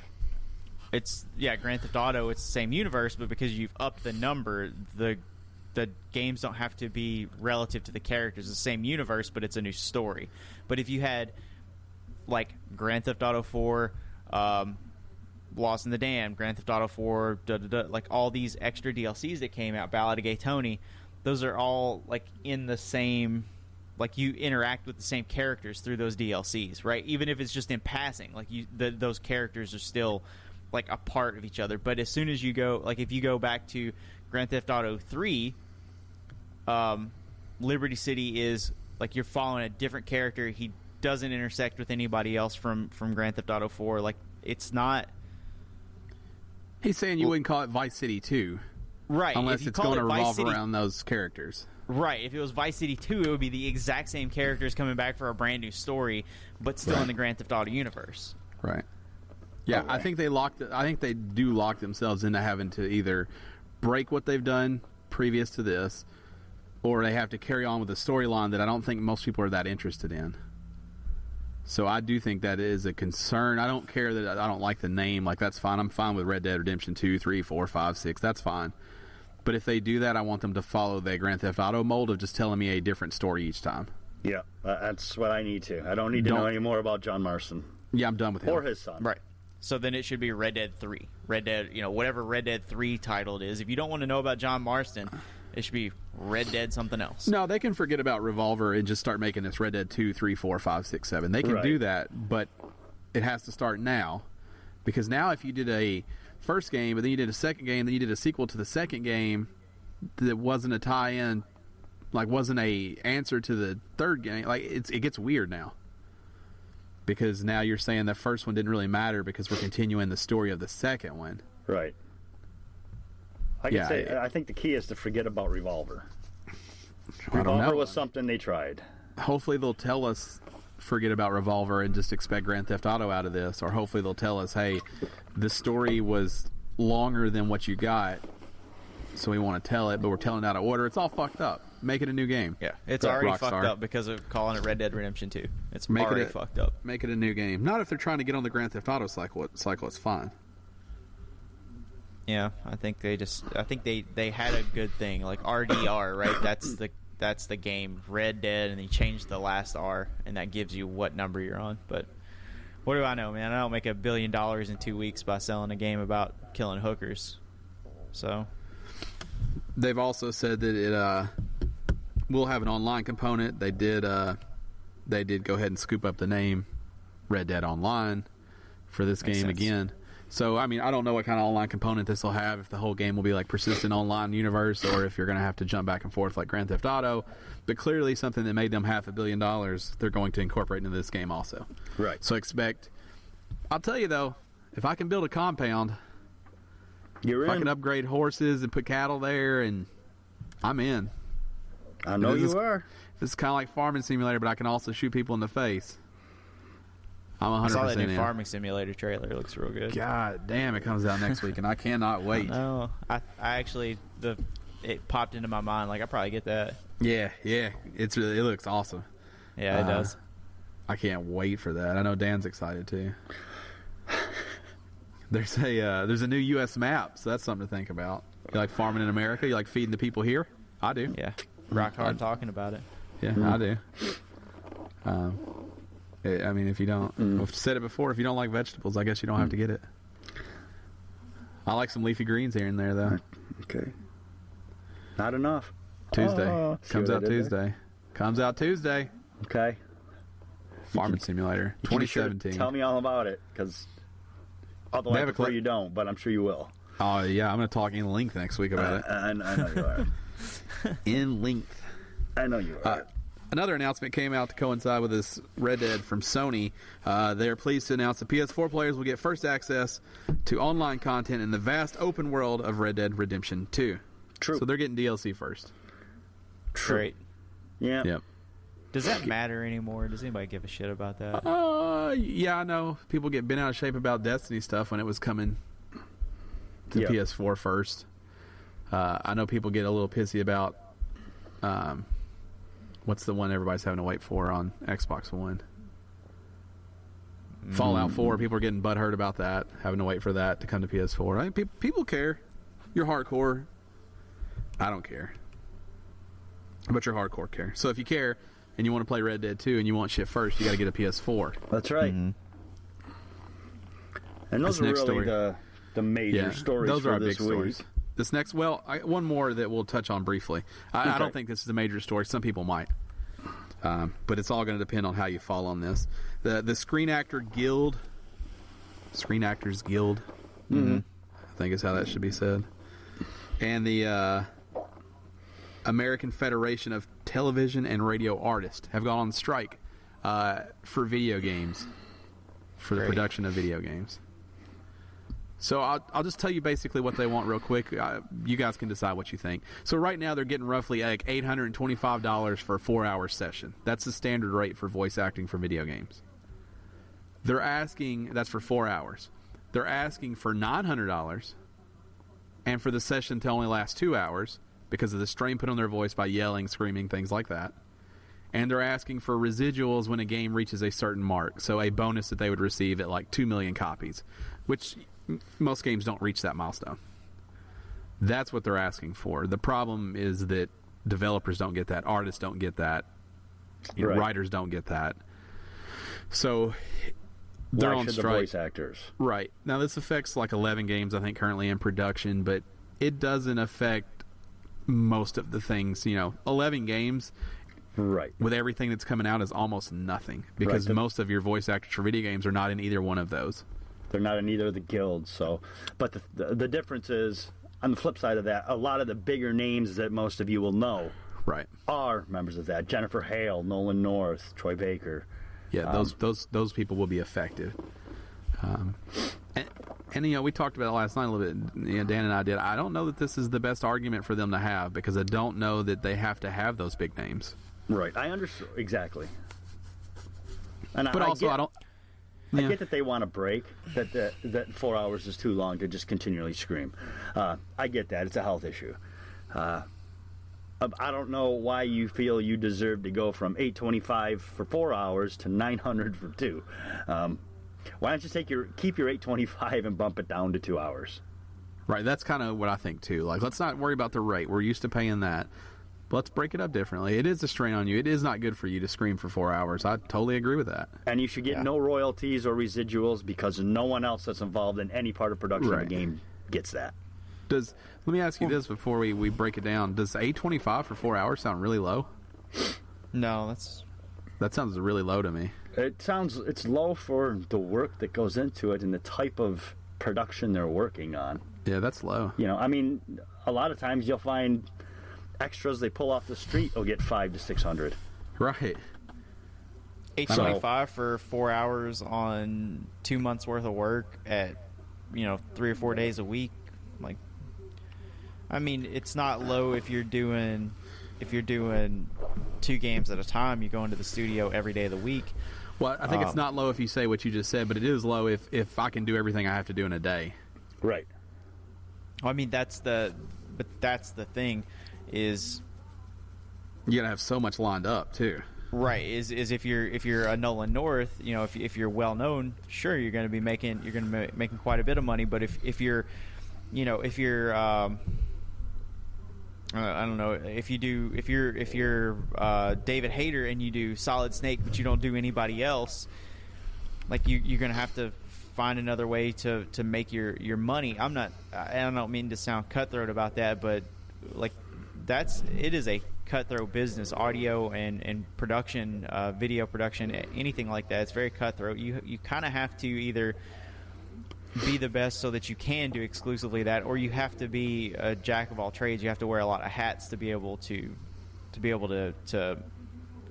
make that living. 4 hours in the studio passes very quickly, and for like a singer, for like a vocalist, you do limit that to like an hour. Or if they're doing things that aren't very straining on their voice, maybe 2, and then you cut them off. Then you're like, hey, we're gonna move on to something else. We'll come back to this tomorrow. I assume that voice acting is very similar. I'm kind of in line with what Dan said. Like, just make sure that they're limited to that 2-hour mark per day, but pay them, you know, up their rate, but so that it equates to the same amount of money. If they're used to making $825 on a 4-hour session, up the rate for them, but limit their hours so that they still max out around that $800 to $900 mark per day. That seems fair based on the kind of work that's going into it. But also, part of studio time is part of that 4 hours might not necessarily be recording their voice the entire time. Also, there are always things that go wrong in a session. There's always a preamp that doesn't work and you gotta go change lines. There's always a microphone that doesn't work, you gotta go find a replacement. There's always a room that, you know, isn't working the way you need it to, so you gotta find another solution. The studio will always be set up and torn down before the vocalist or before the talent gets there. But there's always something that goes wrong in a session. Plus, there's a lot of time of like, hey, do this take. Maybe we'll do 15 minutes at a time, and then come back in here and we'll listen back and we'll see if there's something that needs to be punched in. We'll see if there's something that needs to be edited or tried a different way. So it's not like 4 hours of continuous voice work. So to me, it's a little bit of belly aching at the same time. But I don't do the work, so I don't know. It'll be interesting to see if and how this affects and how long it lasts the industry. So yeah. Let's go through these last few. The Last Guardian has finally gone gold. So it's printed and ready to ship. Shuhei Yoshida let everybody know in a tweet that he's waited a long time to say this, but The Last Guardian has gone gold. I'm so excited for you to finally experience it. Yep. PlayStation 4 is going to get a tournaments feature in collaboration with ESL. So you're going to see that tab appearing on your PS4 here before too long. This is so Microsoft announced that their partnership with, to do the tournaments. I think they're doing like stuff with EA. That's cool, but this is cooler, some people might say. Right. It's a bigger deal for sure. Yep. Because this is the biggest organizer of video game tournaments that's out there. This is neat. They've announced that their first projects are NBA 2K17, Mortal Kombat X, and Project Cars. Those are going to be the first to support tournaments. Yep. And this is one of those things, like if you ever wanted to try competitive gaming but didn't know how to start, like this is going to be a good way for people to see if it's a viable option. I think that's a cool story.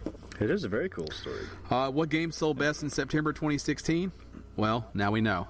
The NPD group has released their data. Top 10 best-selling games. Now, remember, this does include a little bit of digital. We'll try to tell you where there's some issues on the digital, but this is U.S. physical and digital that's reported. Number 10 was Call of Duty Black Ops. Number 9, Forza Horizon 3. That does not include digital sales. So I got to think that game is higher. Number 8, Battle Watch. That's nobattle.net or whatever they call it now. Just I think you mean Overwatch. You said yeah. What'd I say? Battle Watch. Oh yeah, Which I would play as well. But that's probably a MOBA that's on its way. But yeah, I meant Overwatch. But that does not include your PC sales from Blizzard itself. Right. Number 7, Grand Theft Auto 5. I think it was on sale. Number 6, Destiny the Collection. Number 5, BioShock the Collection. Number 4, NHL 17. Number 3, FIFA 17. Number 2, Madden 17. Number 1, 2K17, NBA 2K17. Crazy. What is going on out there? So if you're one of those pricks that's like, why do they make sports games every year? That list is why they make sports games every year. Right. You assholes. People buy them. Stop Maybe buying not them if you don't want them. But there's others. Plenty of them.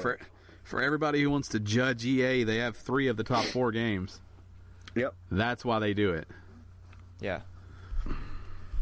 This next story is exclusively for Matt. Great. Can't wait. A Candy Crush TV show is on its way.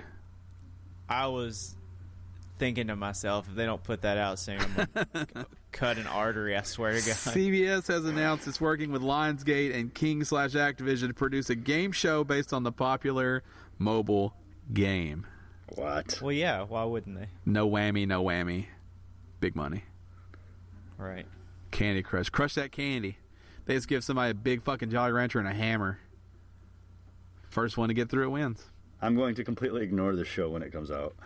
I'm going to watch it once. So I can go, what the fuck? I am not. I'm going to listen to you talk about it and be like, I'm what go, the what fuck? the fuck? That's how So that's going to excited. go. So excited. I need to watch it once just so I can see them crush that candy in real life. I'm never watching it ever. I hope people ever. go, crush that candy. I hope they chant that. Crush that candy. Why would they chant that?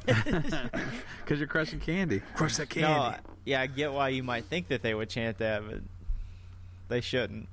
Oh, crush that candy. Crush that candy. You think they creeping should me whisper it out. like that? Yeah. Like they start real low. Crush that it. candy. Crush it. Well, you're making it a metal song. That's right. Yeah. That's not what we were talking about. We're talking about just getting real close to them going, crush that candy. I don't like this either. I don't like any of this. Dan's like a hype man right now. Crush Wow. it. That's Matt's music right there. What? We ask you a question every week. We did that last week too. This We did. last week was no different. It's true. If you could live your life in any video game world, which would it be in and why? Mm-hmm. That was our question. We asked it over on Twitter @game_Stitch, and we got some responses. We got a few. Finally. We got a few. Our good friend Hoffenshow. Huff and show. Hoffenshow. Hard H, right? Yep. With the hard H, right? Yeah. Huff and show. Hoffenshow. Oh shit! I lost him. Fuck! I just had him Dan's up. I just tickled. closed everything. Dan got Yeah. tickled. Tickled himself so much he shut it down. I just closed everything. He said, Don't worry, they're just waiting for you, I Dan. know they are. I can't find it now. I just had it up. I know he said he would prefer to live in the Star Trek universe. He's been Was playing one- a lot of that Star Trek He's been game. playing a lot of Star Trek Online. So The free MMO? what's that? Yeah. The free MMO? We made a Vulcan on that named Spuck. Named what? Spuck. It's Is like that like a Spock cross with a between U. Spock and fuck? It's like Spock that what with that a is? U. It is now. Yeah, the game auto generated it, so we stuck with it. It's I heard that game's okay. It's It is what it is. I mean, Yeah, it's a free MMO. it's about what you expect. It's like Yeah. it's kind of like Neverwinter, Have we had enough filler for you to get this pulled up yet? which was not very good. Oh, I got it. He said he said he wanted to live in the Star Trek Online universe, but then he said just game it would be Minecraft. So I'm guessing like if he was a game, if he was one of the main game characters, he would want to be in Minecraft or I think it was GTA 5. Sure. He wants So- to get murdered. He wants to be shaped like a block. Right. So essentially, I'm I thought we'd better just stick with the Star Trek answer until you pulled it out of me. Here's the thing about Minecraft. If you were yourself in a Minecraft universe, you'd be the only person not shaped like a block, so you'd probably be murdered because they can't trust you. Right, because you're a fucking animal. Because you're different, and if we've learned anything, different means scary. That's right. Different does mean scary. Right, Different means scary. It means you're not us, means you're outsider. It means you can't be trusted. We got a few more answers. One of them's a little long, so I'm going to start with the short one. Our good friend, Mason Ledbetter. Mason? Lets us know. Fable.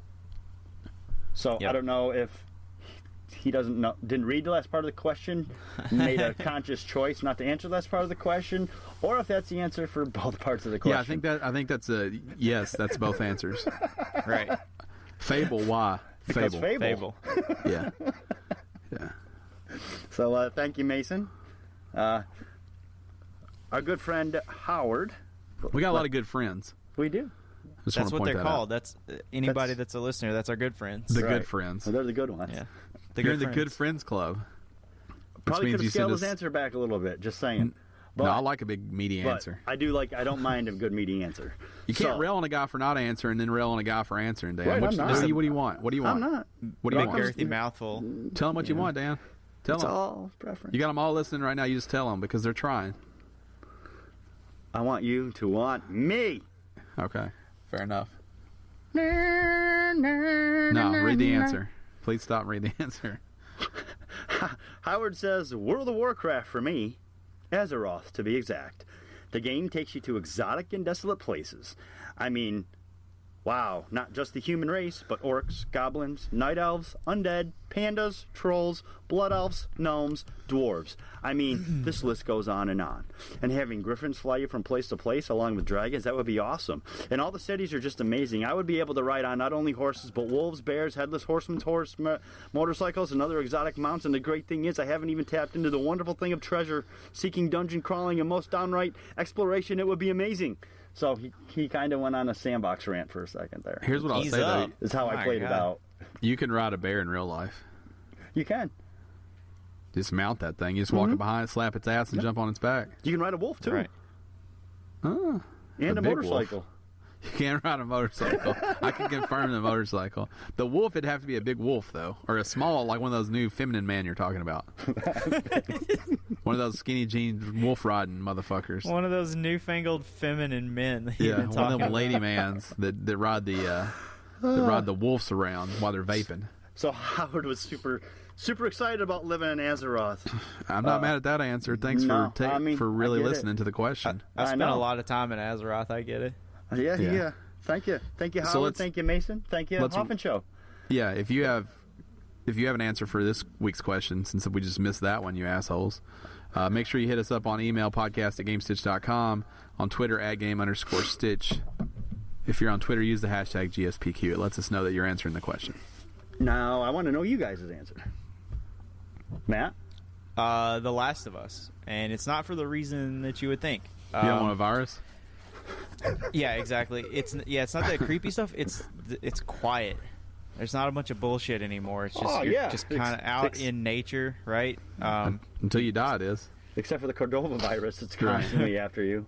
Right. So the constant sense of fear that you feel. It's pretty quiet in the Walking Dead universe too. I don't want to live there. Right. Here's the problem. Food rations. I don't think I could take care of myself well enough to live there. To live in the Last of Us universe. I don't either. You can't even chop wood with that stupid beard. That's 2 seconds of skinny jeans. I do like the idea that I would be forced to try.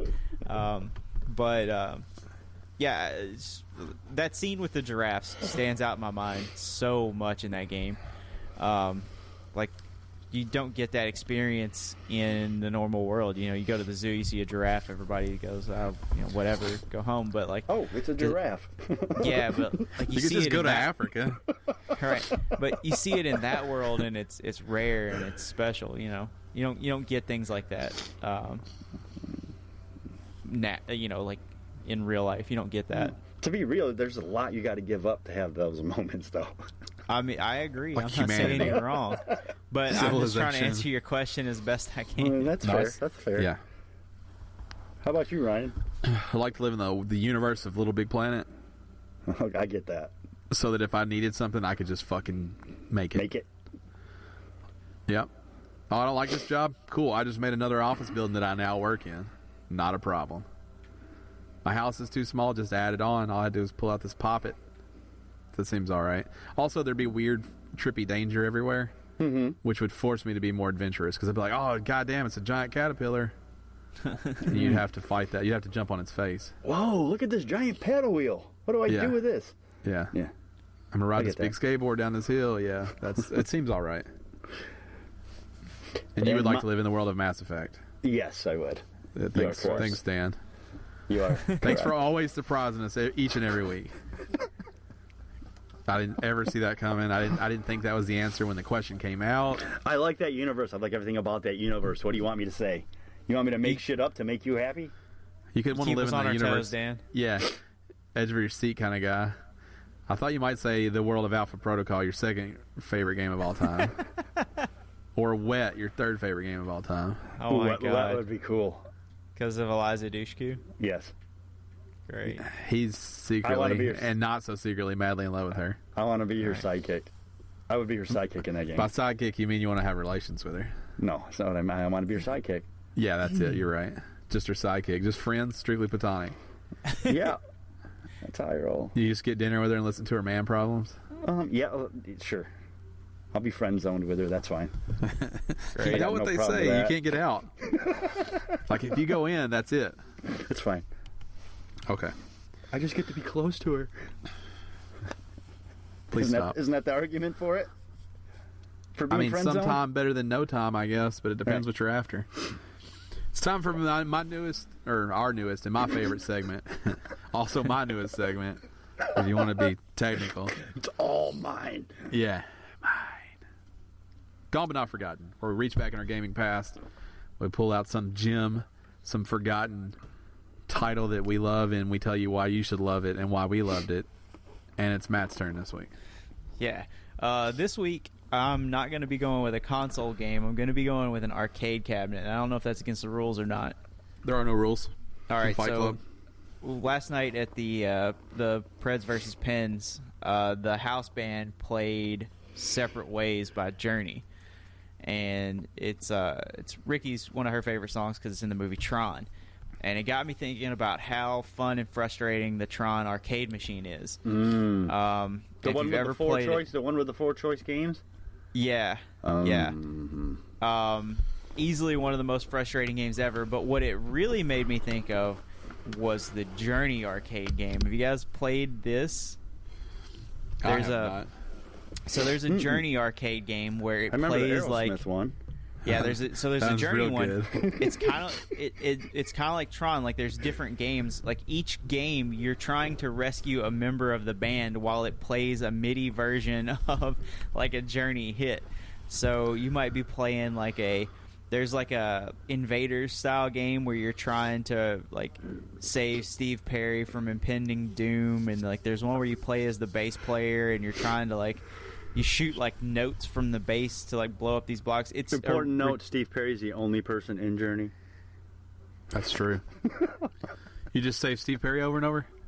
No, just that one. Just that one. Anyway, so it's this really weird game where you play as the members of Journey or you're saving the members of Journey as members of Journey. It's really meta. It's very convoluted. It's very hard, but it's well worth it to pump quarters in it to hear Journey songs in MIDI while you look at. If nothing else, it's just a weird, oversized, shitty jukebox. Right. Yeah, for sure. And if you can find an arcade that has it, pump some quarters into it. If not, I'm sure it's on YubTub. There's an arcade in Nashville, Game Galaxy. They have it. It's right next to the Tron machine, which is very cool. So if you are in Nashville and you're in the Antioch Hickory Hollow area, go visit Game Galaxy. Go play that game. They got some gems in there. They do have some gems in there. They sell stuff too. They do sell stuff. So you open up that pocketbook wide enough, you can maybe make that your own. Whoa! It's a little smelly in there. It smells like fun. Wet quarters. It smells just like damp people. Ooh, I like a good damp people. Right. That's this week's Gone But Not Forgotten. Depends on the circumstances, I suppose. Every circumstance. Damp people are a positive. Well, yes, as the guy who sweats just by waking up. Right, you're a damp person, Ryan. Of course you're going to think damp people are okay. Yeah, you want me to stand up and condemn my people? I won't do it. All I want is for you to stand up for what you believe in. All I want for you is to stop talking so I can take this segment out. It's like neither one of us can get what we want. That's this week's Gone But Not Forgotten, where we reach back in our gaming past. If you have one for us, make sure you hit us up on Twitter at @game_stitch using the hashtag GBNF. We've got some good participation in the past, so keep those rolling, folks. Keep them coming. Yeah. Coming. C-U-M-M-I-N. Cummins Diesel. Yeah, turbo diesel. Yeah, always. Always. Only way I spell it when I write anything. Right. Nobody ever asks questions. Doesn't matter. It's wonderful. That's ridiculous if you spell it that way. It's not wrong. No. Yeah, it's not wrong. For what I'm talking about when I say Be it sure to most follow of us the on time. the social media. I am at Podcast Ryan. Dan is at Shirtless Dan. And Matt is at Goddammit Matt.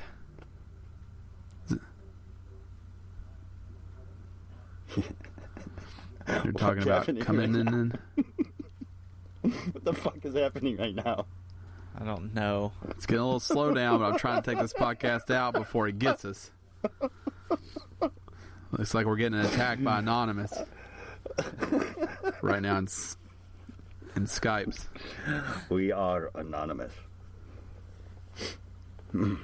We're all together at game_stitch. This has been episode 198. We end each and every episode with a segment we like to call One Final Thing with Uncle Dan. If he can still hear me, this week's no different. What? Oh, Jesus. So I'm going to say no. I can hear you. Take this motherfucker out back behind the barn and shoot it in the face. And shoot it in the face. Yeah. What? Do you Are have you going one? to do it? All Do you you have one or hunters. not? Are you going to shut your face so I can fucking say it? I just want you to know what it feels like when you're trying to talk. Somebody won't let you.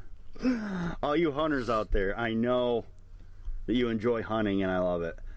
But between the October and, for the most part, February, for the main portion of hunting, which is mostly deer, which was a lot of people hunt for.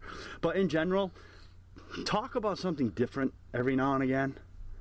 Because I don't care about the cool new scent lock coat you got. Oh, shit. I don't know what that means. Okay?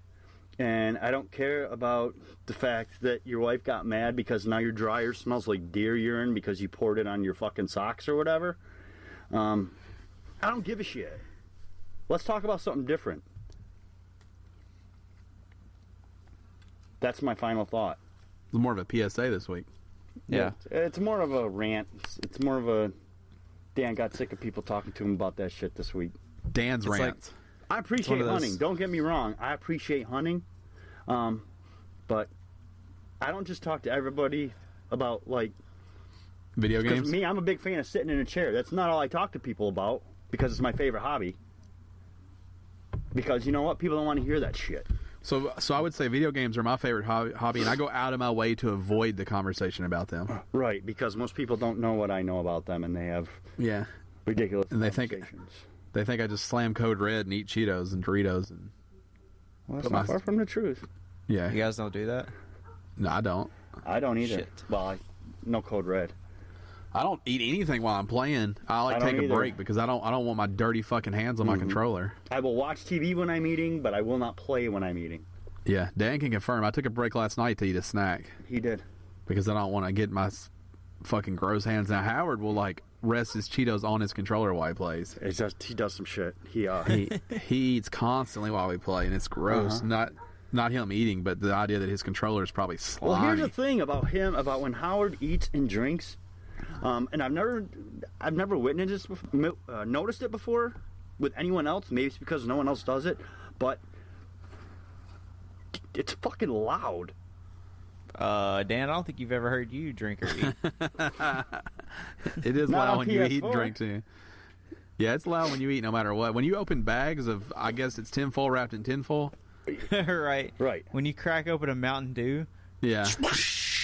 Yeah, you're loud too. Well, that's fine, but Right when I in the drink, do you microphone every actually time. hear me go, Yeah. Yeah. Yes. Every Yep. time. 100%.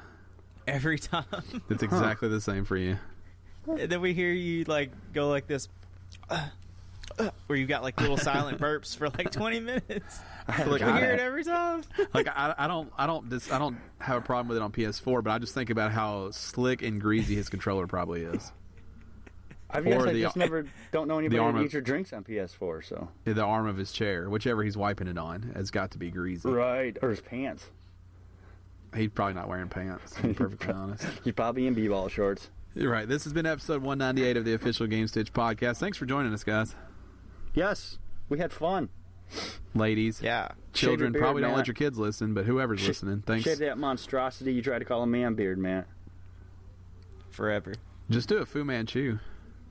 Yeah. Oh, yeah. I'll give you fucking man points for that. Or just a soul patch, either one. Oh no. A long, like, braided soul patch. Nothing but a soul patch, I a don't know. I bald think a soul head, and a patch fedora. is worse than a man bun. So. What about a man bun with a soul patch, like a combo? Oh, you need an arrow right in the eye. Right. I'm not that kind of guy. Good night. Good night.